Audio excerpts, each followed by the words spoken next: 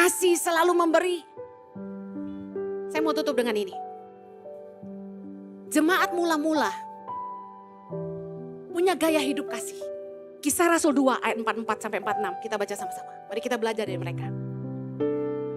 Dan semua orang yang telah menjadi percaya tetap bersatu. Dan segala kepunyaan mereka adalah kepunyaan bersama. Dan selalu ada dari mereka yang menjual harta miliknya, lalu membagi-bagikannya kepada semua orang sesuai dengan keperluan masing-masing.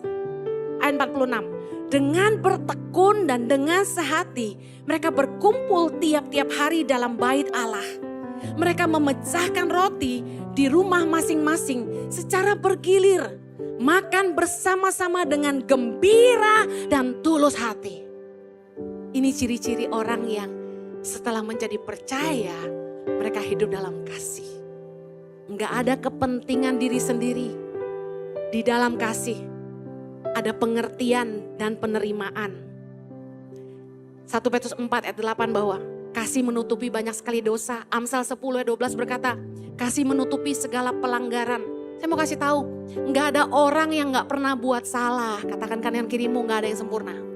Kenapa seringkali gereja pecah-pecah? Kenapa seringkali kita sesama pelayan Tuhan, kita bertengkar lalu kita saling membenci? Listen, di dalam kasih itu menutupi banyak sekali pelanggaran. Meaning gini, kasih justru membuat kita bisa mengampuni kesalahan orang lain. Kasih gak nyimpan dendam. Kasih membuat kita mengerti bahwa orang bisa bikin salah, ya sudahlah. Get it? Orang bisa salah ngomong, ya udahlah. Kasih mengampuni. Kasih tidak membenci, kasih tidak menghakimi. Roma 2 ayat 1 berkata, karena itu hai manusia, siapapun juga engkau yang menghakimi orang lain, engkau sendiri tidak bebas dari salah. Sebab dalam menghakimi orang lain, engkau menghakimi dirimu sendiri. Karena engkau yang menghakimi orang lain melakukan hal-hal yang sama. Siapa di sini yang gak pernah buat salah? Angkat tangannya. Gak pernah buat salah sepanjang tahun 2022, angkat tangan. Tapi bukankah kita sering cari kesalahan orang lain? Bukankah fokus kita kepada kelemahan orang lain? Kenapa suami istri bisa bertengkar? Karena fokusnya kekurangan. Fokusnya selalu kepada masalah.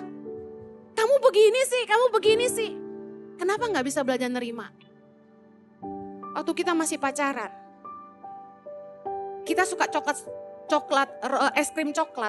Tapi karena dia suka vanila, kita bilang, saya suka. Dari dulu kita udah beda, tapi karena cinta semua terasa sama. Harusnya kasih juga begitu. Saya mau akhiri gini. Kemarin saya ajak staf ICI dan YTP ngumpul bareng. Dan kami menulis nama di kertas. Ya, Henny Kristianus. Lalu kami putar kertas itu. Semua harus menuliskan secara jujur pujian dan masukan.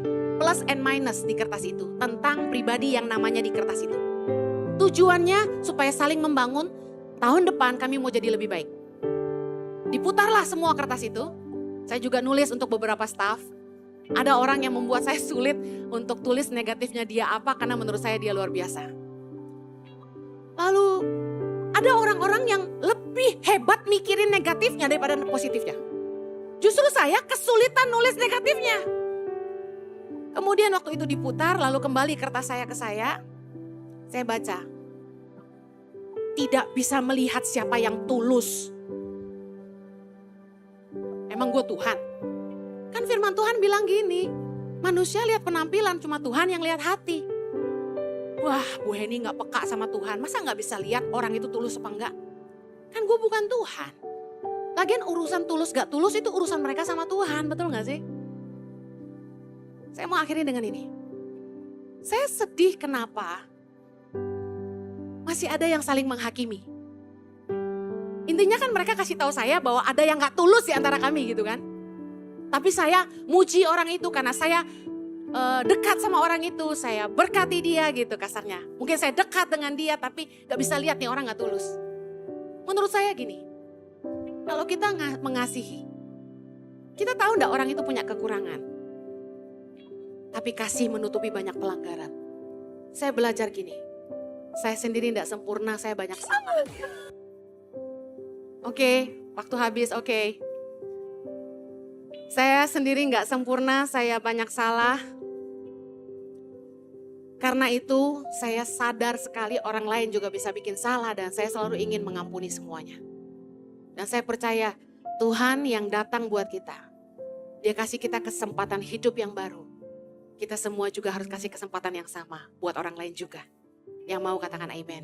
Impact Community Indonesia mengadakan 4 kali ibadah onsite setiap hari Minggu, pukul 9 waktu Indonesia Barat, pukul 11 waktu Indonesia Barat, pukul 13 waktu Indonesia Barat, dan pukul 15 waktu Indonesia Barat di MOI, Mall of Indonesia Kelapa Gading lantai P3. Pastikan kehadiran Anda.